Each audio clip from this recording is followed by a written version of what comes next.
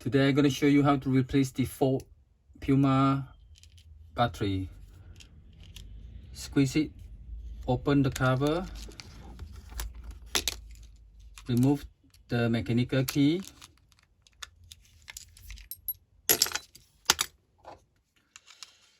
use the screwdriver, push it up like that. Yep, open.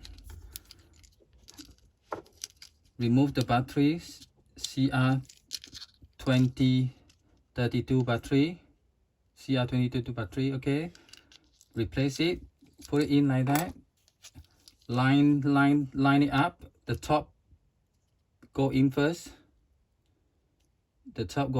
yeah.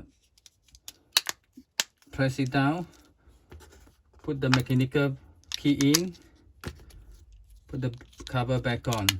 Okay, thank you for watching. Please subscribe to the channel. Thank you.